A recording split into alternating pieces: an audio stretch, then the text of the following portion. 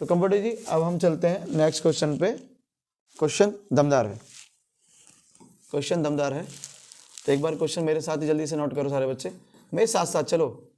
जो बच्चा केवल वीडियो देख रहा है और साथ में नहीं चल रहा तो उनको डबल मेहनत करनी पड़ेगी, फिर बाद में वीडियो दोबारा देखेंगे, फिर दोबारा नोट्स बनाएंगे, फिर दोबारा रिवीजन करेंगे, फिर प्रैक्टिस मारेंगे। इससे बढ़िया साथ के साथ चलो। कैसे चलो? साथ के साथ चलो। तो साइन ए माइनस बी और कॉस ए प्लस बी की वैल्यू दे रखी है मेरे प्यारे। ये वही क्वेश्चन नहीं है जो हमने लेटेस्ट में किया था? वही है ना। तो इस तरह का क्वेश्चन है और ये मैंने उस टाइम भी बोला था कि ये इंपॉर्टेंट है आपके लिए बच्चे। बोला था नहीं बोला था?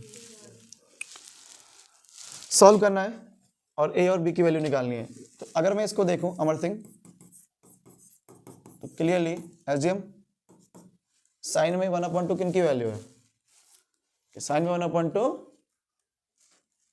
साइन 30 की वैल्यू है। बिल्कुल सही बोला, 30। काफी सही बोल देते हो तुम, बट हॉपलेस हो जाते हो। हॉपलेस नहीं होने का, वरना एग्जाम में आता हुआ भी गलत हो जाता है। तो प्रैक्टिस इतनी करो ये हॉपलेस नहीं होना है, अंदर से फिर कॉन्फिडेंट रहोगे। इतनी प्रैक्टिस होनी चाहिए।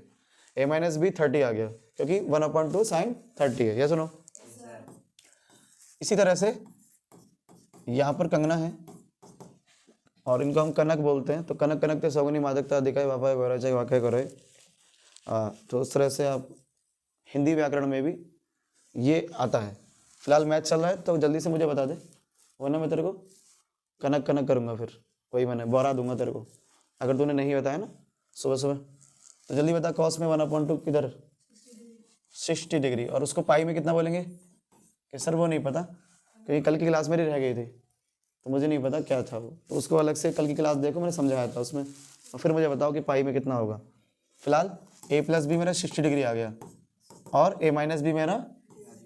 अब मैंने लीनियर इक्वेशन वाला एक्सरसाइज करा था, सीखा था, कई बार करा, अगेन लेके आऊँगा।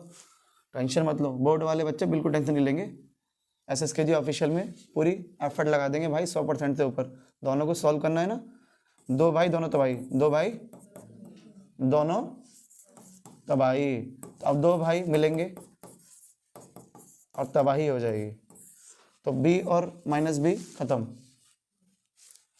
1a 1a 2a 90 डिग्री हो गया, 30-60। अब ये हाफ हो जाएगा क्योंकि 2 इधर जाएगा तो हाफ हो जाएगा, आधा हो जाएगा। तो 90 का आधा क्या हो जाएगा? कि सर 45 डिग्री। तो 45 डिग्री आपका एंगल आ गया ए। सर मुझे अगर बी निकालना है तो सर क्या करूं? कई सारे तरीके हैं। आप सिंपली, सबसे बेस्ट मेथड है कि इक्वेशन नंबर 1 है, इक्वेशन नंबर 2 है, तो सीधे इक्वेशन नंबर 2 में आप रख दीजिए। तो बाकी आप जब आपके पास पेपर नीचे है तो आप नीचे कर लो, मैं इधर करता हूँ। फ्रॉम इक्वेशन नंबर 2 डाल के, गुरुजन ने हमें बताया था एक बार, हमारे गुरुजन भाई सबके, हम आपके जैसे हैं गुरुजन, ऐसे हमारे गुरुजन हैं। तो हमारे कई सारे गुरुजन हैं और हमारे एक गुरु जी हैं, चरणों में प्रणाम करो। गुरुजनों ने हमें ये सिखाया कि आप टाइम बचाइए, सीधे समीकरण 1 में रखने पर पुटिंग द वैल्यू ऑफ, है ना, ये इसमें इक्वेशन नंबर 2 ऐसे ना लिख के डायरेक्ट आप लिखो, टाइम बचाओ। From equation number 1, from equation number 2, इस तरह से ऐसे करके आप टाइम बचाइए। ओके, तो डायरेक्ट आप यहाँ रख सकते हैं 45 degree plus B. Amar Singh कितना आंसर आया तुम्हारा? कि सर मेरा आंसर, मैं तो तुम्हारा आंसर का वेट कर रहा हूँ, जब तुम छापोगे मैं छाप दूंगा। ऐसा तो नहीं था सर? ऐसा नहीं है, मेरा तो आंसर आया पड़ा है, बस मैं थोड़ा हॉपलेस हो जाता हूँ, थोड़ा झिझकता हूँ। तो यहाँ पर अगर मैंने ए की वैल्यू रख दी 45 प्लस बी, 45 बेटा उधर चला गया, तो 45 जब उधर चला गया तो 60 माइनस 45 हो गया। या सुनो, तो 60 में से 45 गया बेटा 15 डिग्री। ये बड़ा कंफ्यूज रहता है, बचपन से चल रहा है बच्चों की, 50 है या 15 है।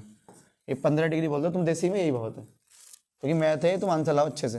पता लगा कि तुमने 50 लिख दिया तो वहीं पे डामाडोल नहीं होना है। चलिए, तो बच्चों के क्लियर समझ में आया? सुनो, ठीक है।